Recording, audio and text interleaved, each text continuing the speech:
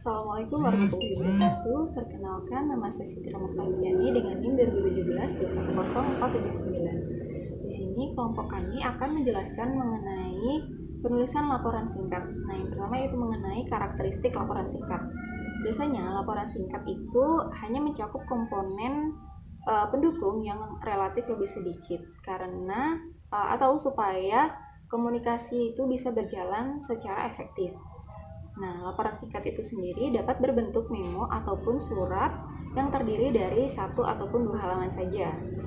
Kemudian secara umum, laporan singkat dalam dunia bisnis itu jarang dilengkapi oleh preliminary part atau biasanya berisi halaman judul, kemudian kata pengantar, rangkuman, ataupun abstrak. Karena hanya terdiri dari 1 atau 2 halaman saja. Oleh karena itu, biasanya laporan singkat itu lebih menekankan kepada tubuh dari laporan tersebut yang berisikan pembuka, hasil temuan, bahasan, dan bagian penutup. Di samping itu, suatu laporan singkat bisa saja mencakup beberapa elemen penting yang terdapat dalam laporan formal. Misalnya saja yang pertama yaitu gaya penulisan pribadi yang biasanya menggunakan gaya penulisan orang pertama ataupun orang kedua. Kemudian yang kedua yaitu menggunakan grafik untuk lebih memperjelas isi dari laporan tersebut. Dan yang ketiga menggunakan judul dan sub-judul dalam tubuh laporan. Serta yang keempat yaitu menggunakan format memo ataupun surat. Baik, sekian presentasi dari saya. Selanjutnya akan dilanjutkan oleh rekan saya. Terima kasih. Assalamualaikum warahmatullahi wabarakatuh. Terima kasih atas kesempatannya. Perkenalkan, nama saya Lolita Devi Fatmawati, NIM 2017-210483. Saya akan melanjutkan presentasi dari rekan saya. Saya akan menjelaskan mengenai membuat laporan bisnis yang baik. Apa sih laporan bisnis? Laporan bisnis adalah alat manajemen yang sangat penting bagi suatu organisasi untuk berkomunikasi baik kepada pihak internal maupun kepada pihak eksternal. Beberapa laporan bisnis sebagai dokumentasi yang bersifat tetap atau permanen, sedangkan lainnya sebagai untuk memecahkan suatu masalah atau hanya sekedar untuk menjawab suatu pertanyaan. Seperti jika laporan bisnis mengalir dari atasan atau pimpinan kepada bawahan, berarti sebagai bentuk pertanggungjawaban atas keputusan atau kebijakan yang dilakukan oleh suatu organisasi. Sedangkan jika laporan bisnis berasal dari bawahan kepada atasan atau pimpinan, berarti laporan bisnis ini sebagai alat untuk memantau kegiatan-kegiatan yang dilakukan oleh unit-unit atau departemen-departemen yang ada di dalam suatu organisasi. Dikarenakan adanya keterbatasan waktu yang dimiliki oleh staf manajemen. Banyak yang mengira bahwa laporan yang dibuat ini hanya secara tertulis yang objektif, tetapi laporan bisnis ini bisa disampaikan dalam bentuk lisan. Adapun tujuan dari mengembangkan suatu laporan bisnis, yaitu membuat informasi yang disampaikan sejelas mungkin. Meskipun banyak sekali jenis-jenis atau variasi dari laporan bisnis, tetapi laporan bisnis yang baik menyangkut 3 hal ini. Yang pertama yaitu informasi yang akurat.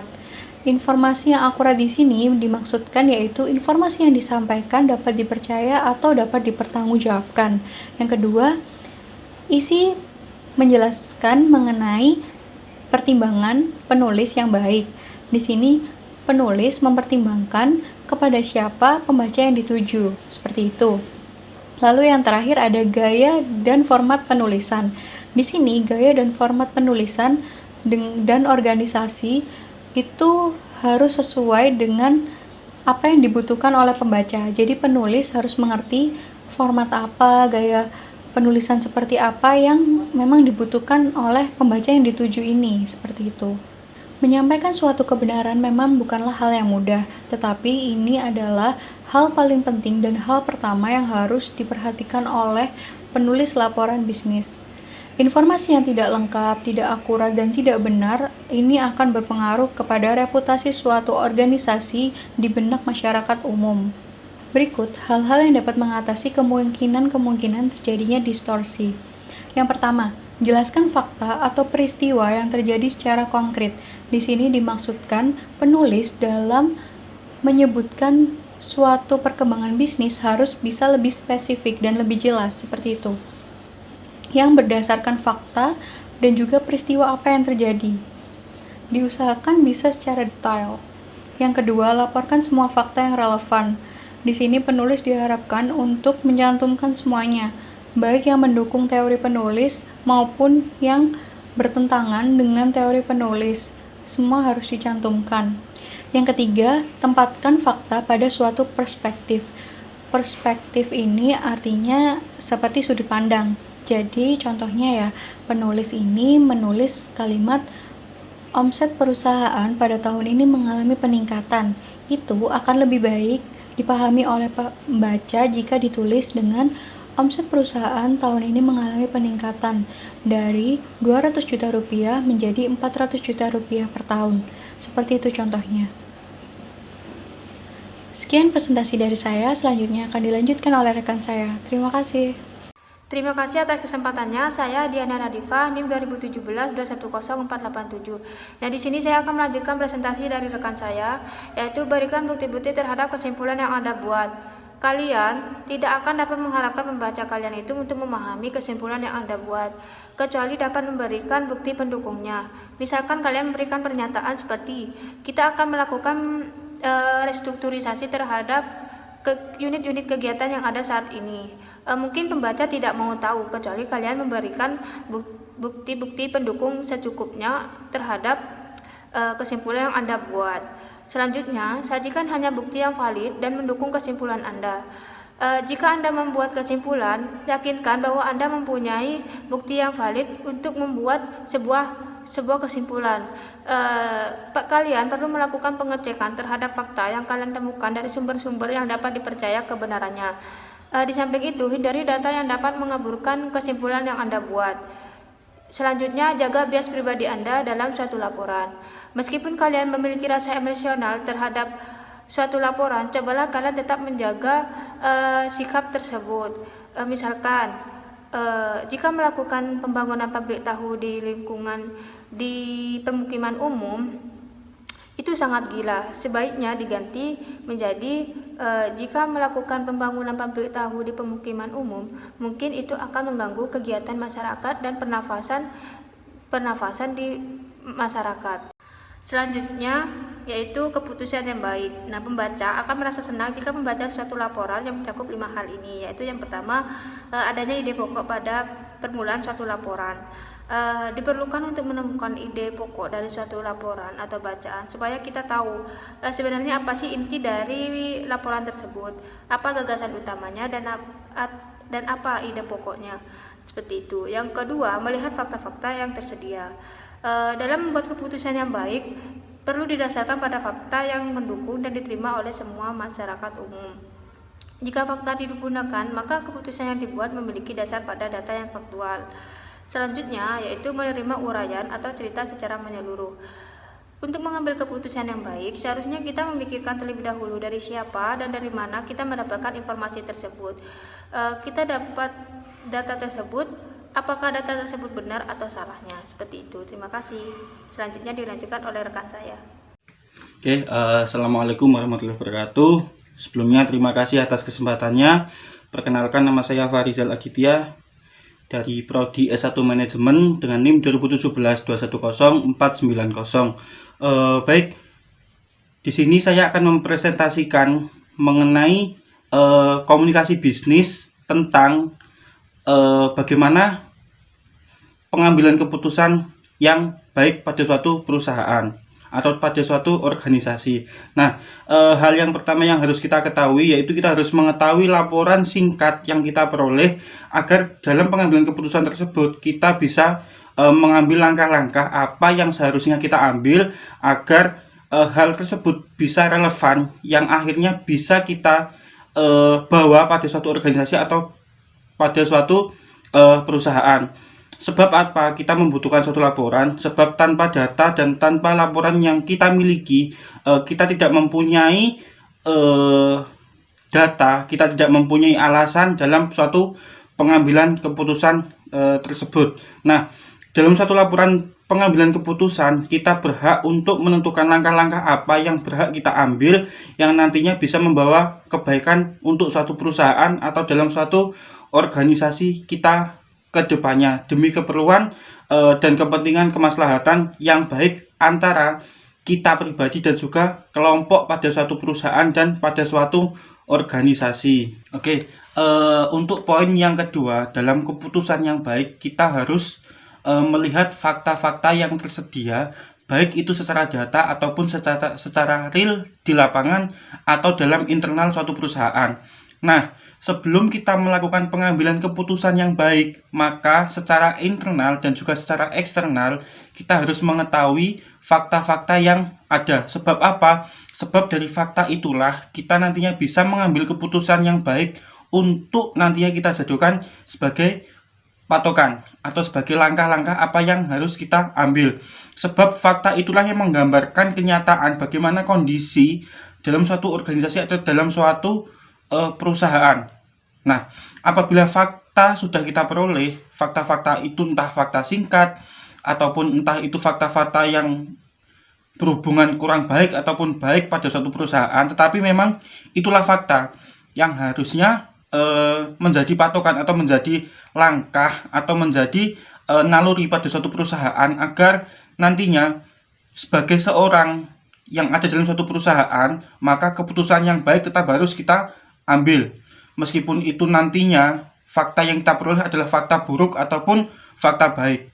Tetapi tidak bisa dipungkiri juga bahwasanya fakta itu juga membawa pengaruh yang sangat baik atau membawa pengaruh yang sangat bagus demi kemajuan suatu perusahaan atau dalam suatu organisasi yang kita sendiri ada di dalamnya bersama dengan rekan-rekan kita semuanya. Oke, dan poin yang ketiga dalam keputusan yang baik pada sebuah penulisan laporan yang singkat, yang ketiga yaitu kita menerima cerita-cerita yang kita peroleh dari eksternal ataupun internal. Nah, tujuannya apa? Cerita-cerita itu. Nah, cerita-cerita itu kan berasal dari entah itu dari lapangan atau entah itu dari internal perusahaan, tetapi dari cerita itulah kita juga berhak atau bisa mengambil keputusan yang baik.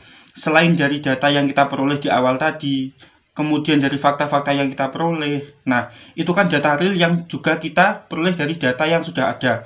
Tetapi kalau dari cerita-cerita yang kita peroleh itu adalah data dari subjek atau dari masing-masing persepsi orang. Nah, dari situ kita bisa membandingkan mana yang tepat dan mana yang kurang tepat. Nah, dari situ juga kita nantinya bisa memberikan keputusan yang baik agar dari cerita-cerita dari masing-masing subjek atau dari masing-masing orang atau dari persepsi dari masing-masing orang kan tentu berbeda. Nah, dari situlah kita keputusan mana yang terbaik dan keputusan mana yang harus kita ambil dapat kita laksanakan dengan menerapkan hal itu tadi dengan cara memperoleh dari cerita-cerita dari masing-masing orang. Kemudian kita juga berhak untuk memilih mana cerita yang sekiranya tepat dan mana yang sekiranya kurang tepat berdasarkan data-data yang sebelumnya itu tadi. Oke, yang poin keempat mengenai keputusan yang baik pada penulisan laporan singkat. Nah, pada judul kan sudah jelas penulisan laporan singkat dan juga keputusan yang baik. Nah, tentu pada keputusan yang baik pada laporan singkat kita harus menulis atau kita harus menerjemahkan dengan membuat kalimat-kalimat atau bahasa-bahasa yang jelas dan juga mudah dimengerti. Sebab jika pada laporan singkat tersebut kita tidak menggunakan bahasa yang mudah dimengerti, tulisan yang mudah dipahami, maka seorang yang menerima laporan singkat dari kita akan sulit memahami apa yang kita maksud dan apa yang kita terjemahkan. Tetapi sebaliknya, jikalau pada penulisan laporan singkat, padahal keputusan yang baik, kita menggunakan bahasa yang mudah dimengerti, penulisan dan kalimat-kalimat yang baik, kalimat yang jelas, maka seorang pembaca tanpa kita perjelas pun mereka sudah akan paham apa yang kita maksud dan apa yang harus kita akan kita deskripsikan ke depannya. Nah, hal tersebut sangat mempengaruhi atau sangat berpengaruh signifikan terhadap laporan singkat. Sebab jika laporan singkat tidak diiringi atau tidak dibarengi dengan bahasa yang baik, kalimat-kalimat yang tepat, kemudian struktur bahasa yang juga mudah dimengerti, maka seorang yang menerima laporan singkat dari kita akan sangat sulit memahami.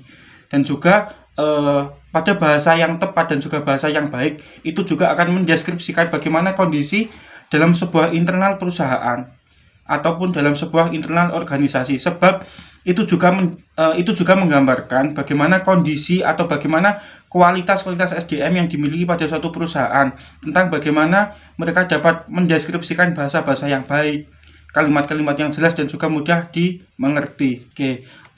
Dan poin yang kelima mengenai keputusan yang baik pada pada penulisan laporan singkat, yaitu mempelajari hal-hal yang dapat membuat suatu pekerjaan menjadi lebih baik. Nah, fungsinya di sini yaitu kenapa kita harus menulis laporan singkat, yaitu agar hal-hal yang baik yang bisa membawa kebaikan pada suatu perusahaan dapat kita terjemahkan dan dapat kita deskripsikan dengan baik.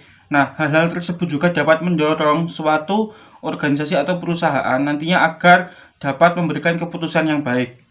Sebab dari keputusan yang baik tersebut pada sebuah laporan singkat kita dapat menjadikan sesuatu hal itu menjadi lebih baik lagi ke depannya.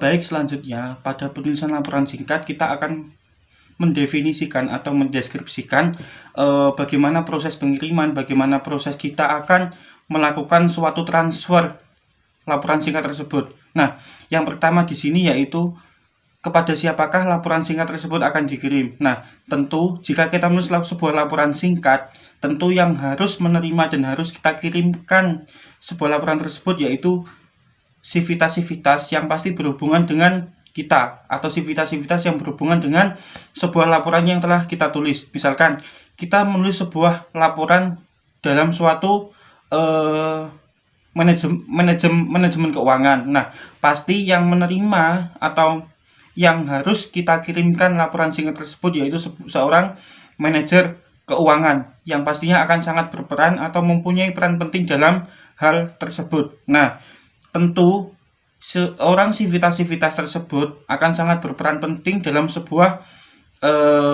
tujuan penulisan laporan singkat. Sebab dalam sebuah penulisan laporan singkat, jikalau kita salah dalam pengiriman atau kita tidak tepat dalam pengiriman, maka hal tersebut kurang sangat berperan dalam sebuah penulisan laporan singkat atau tujuan-tujuan yang ingin kita peroleh. Jadi dalam penulisan laporan singkat pun kita juga perlu memikirkan kepada siapakah laporan tersebut harus kita kirimkan agar goal atau hasil yang akan kita peroleh secara maksimal dapat kita peroleh untuk masa sekarang dan masa yang akan datang. Selanjutnya yaitu kita harus pahami dulu mengenai laporan. Nah, laporan itu sendiri kan sebuah tulisan atau sebuah kalimat yang kita tuliskan atau yang kita tuangkan setelah suatu pekerjaan atau setelah suatu hal itu selesai dilakukan. Maka kapan waktu yang tepat untuk membuat sebuah laporan singkat? Tentu dari deskripsi atau definisi tadi dapat kita jelaskan bahwasanya dalam suatu organisasi atau dalam suatu perusahaan yang telah kita kerjakan atau kita lakukan, kita juga harus menuliskan sebuah laporan singkat. Tentu di sini juga kita sangat berperan atau kita juga harus mengetahui kapan waktu yang tepat untuk menulis sebuah laporan singkat. Oke, tentu penulisan laporan singkat harus kita buat setelah hal-hal atau setelah program-program tersebut kita laksanakan. Tujuannya apa? Tujuannya untuk membuat evaluasi agar dari laporan singkat tersebut bisa kita perbaiki ke depannya jikalau itu ada kekurangan. Dan jika dalam sebuah laporan singkat tersebut ada kelebihan dari hal atau dari program yang sudah kita laksanakan, maka hal tersebut sebisa mungkin harus kita pertahankan atau semaksimal mungkin dapat kita tingkatkan. Maka secara garis besar, penulisan laporan singkat kita laksanakan atau kita kerjakan atau kita tulis atau kita tuangkan yaitu setelah program atau hal-hal selesai kita kerjakan dan selesai kita lakukan. Selanjutnya yaitu tujuan dibuatnya laporan singkat. Nah, pertama yang harus kita pahami di sini yaitu bahwasanya dalam sebuah manajemen ada yang namanya sebuah evaluasi. Nah, evaluasi itu kita peroleh dari laporan-laporan yang sudah kita kerjakan. yaitu setelah program-program atau setelah hal-hal selesai kita lakukan. Maka dari itu, tujuan dilakukannya pelaporan atau tujuan dilakukannya laporan singkat yaitu untuk melakukan evaluasi terhadap suatu program yang sudah kita laksanakan. Apakah program itu sudah berjalan dengan baik ataukah belum berjalan dengan baik. Jika sudah berjalan dengan baik, maka hal itu harus dipertahankan. Tapi jika dalam laporan kita ketahui bahwasanya hal itu belum berjalan dengan baik atau belum bisa berjalan dengan maksimal, maka kedepannya harus kita perbaiki bersama-sama.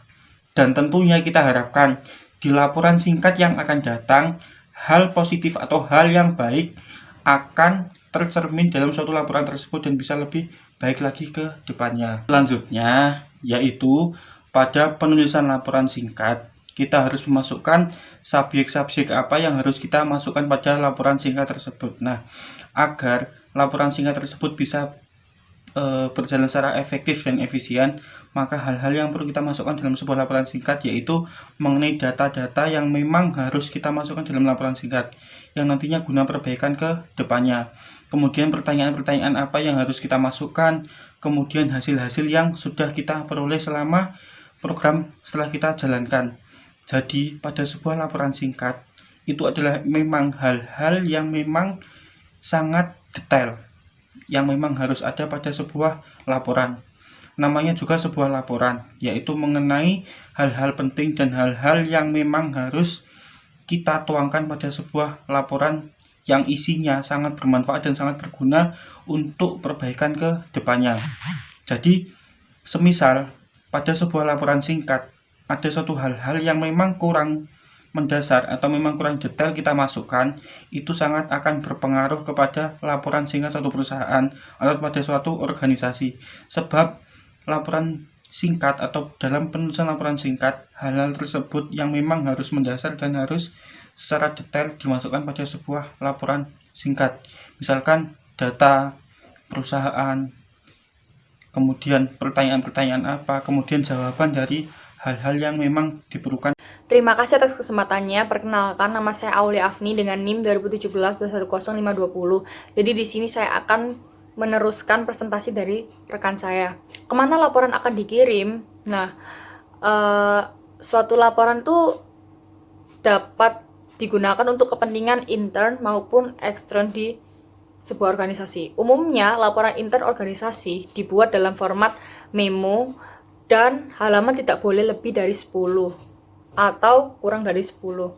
Kalau ekstern ditulis format surat jika halaman kurang dari 5 atau maksimal 5. Kalau misalkan halaman melebihi dari 5, maka formatnya akan ditulis melalui manuskrip. Kemudian, mengapa suatu laporan dibuat? Nah, untuk laporannya itu mempunyai isi dan memfokuskannya itu berbeda-beda. Contohnya seperti kalau laporan informasional isinya memfokuskan pada fakta-fakta yang ada di dalam sebuah organisasi. Sedangkan laporan analitikal itu mencakup analisis, penafsiran, kesimpulan, dan rekomendasi. Nah, bagaimana sikap pembaca? Bila si pembaca setuju terhadap isi laporan, maka materi yang disajikan menggunakan urutan langsung atau direct order yang dimulai dengan ide-ide pokok, kesimpulan, dan rekomendasi. Beda halnya kalau tidak setuju atau keberatan dengan isi laporan, maka materi penyajiannya menggunakan urutan tak langsung atau indirect order yang dimulai dengan hal-hal yang rinci menuju ide pokok. Kemudian, dalam merencanakan suatu laporan singkat, ada beberapa hal yang perlu kita perhatikan, antara lain audiens, tujuan, dan subjek laporan. Masing-masing elemen akan mempengaruhi format dan panjang gaya serta organisasi suatu laporan. Salah satunya pre-printed atau bentuk sebelum dicetak. Nah, bentuk sebelum dicetak itu pada dasarnya digunakan untuk mengisi laporan yang kosong. Kebanyakan laporan pre-printed relatif pendek, sekitar 5 atau kurang lebih dari 5 halaman. Dan berkaitan dengan informasi rutin. Contohnya seperti laporan otoritas. Kemudian ada surat. Format surat dapat digunakan untuk laporan yang jumlahnya 5 halaman atau kurang dari 5 halaman dan ditujukan kepada pihak luar organisasi. Laporan tersebut mencakup semua bagian surat dan dilengkapi dengan judul, catatan kaki, tabel, dan gambar. Sekian dari saya, selanjutnya akan dilanjutkan oleh rekan saya. Terima kasih atas kesempatannya. Nama saya Bestari Asisani Zakia, NIM 2017-210524. Di sini saya akan melanjutkan presentasi dari rekan saya, yaitu memo. Memo ini format yang paling umum digunakan untuk kepentingan pihak internal suatu organisasi. Memo ini mencakup beberapa hal seperti tanggal, kepada, dari, dan subjek. Lalu berikutnya ada manuskrip. Laporan ini terdiri atas beberapa halaman sampai ratusan halaman yang memerlukan pendekatan formal. Karena panjangnya, format manuskrip ini memerlukan lebih banyak komponen, baik sebelum teks maupun sesudah teks. Panjangnya suatu laporan yang Anda buat itu bergantung pada subjek dan tujuan Anda, lalu dipengaruhi oleh hubungan Anda dengan si pembaca itu sendiri. Jika laporan tersebut relatif asing, materinya non-rutin, dan kontroversial, maka sebaiknya Anda itu harus menjelaskan poin-poin yang lebih rinci. Selanjutnya yaitu penentuan struktur dasar. Selain memutuskan format dan panjang suatu laporan, hal penting lainnya yang harus diperhatikan ialah penentuan struktur dasar. Ada 3 masalah yang biasanya muncul dalam penentuan struktur dasar itu sendiri. Yang pertama itu informasi apa yang seharusnya dimasukkan. Apakah semua data akan dimasukkan atau akan mengeliminasinya beberapa data. Lalu yang kedua itu ada pendekatan psikologis apa yang sesuai dengan pembaca tertentu. Apakah menggunakan direct order atau indirect order. Lalu yang ketiga itu ada metode apa yang digunakan agar materinya itu jelas dan meyakinkan. Apakah akan menggunakan pengorganisasian suatu topik atas dasar tingkat pentingnya, urutan, kronologis, lokasi, atau kategori. Atau apakah akan mengorganisasikan ide menurut suatu argumen yang logis. Terima kasih, selanjutnya akan dilanjutkan oleh rekan saya. Terima kasih atas kesempatannya. Nama saya Lulu Nida dengan NIM 2017-210550. Di sini saya akan menjelaskan tentang apa itu penulisan laporan singkat, yaitu yang pertama pengorganisasian laporan singkat.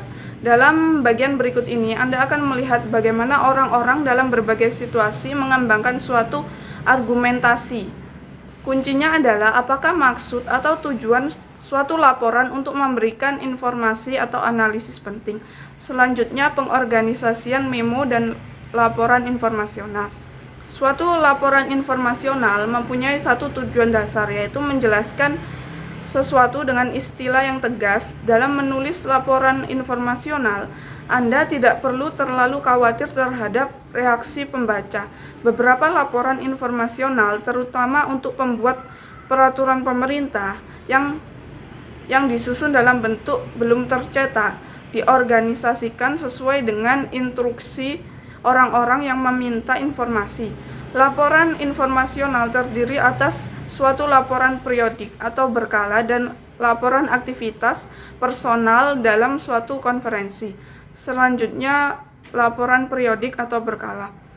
Laporan periodik adalah suatu laporan internal yang menjelaskan apa yang terjadi dalam suatu departemen atau divisi selama periode tertentu. Laporan periodik biasanya ditulis dalam format memo. Kebanyakan laporan disusun berdasarkan urutan berikut, yaitu yang pertama, peninjauan atas tanggung jawab rutin, diskusi atau pembahasan proyek tertentu, rencana periode yang akan datang, analisis masalah atau problem. Dan yang paling penting dalam menulis laporan periodik adalah berlaku jujur tentang masalah dan cara penanganannya. Lalu laporan aktivitas personal atau individu, yaitu suatu laporan aktivitas personal berisi suatu deskripsi individual terhadap apa yang terjadi selama suatu konvensi, atau dalam perjalanan. Laporan-laporan aktivitas personal seringkali ditulis dalam format memo.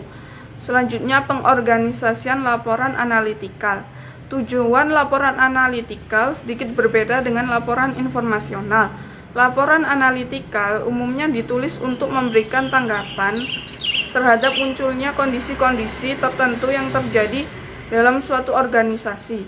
Apapun jenis laporan analitikal yang Anda tulis, Anda harus menyusun ide-ide yang memungkinkan pembaca yakin terhadap pemikiran Anda tersebut. Dan yang terakhir, laporan justifikasi. Laporan justifikasi ini adalah suatu intern yang digunakan untuk melakukan persuasi kepada manajemen puncak untuk menyetujui suatu investasi atau proyek tertentu. Sekian presentasi dari kelompok kami, terima kasih.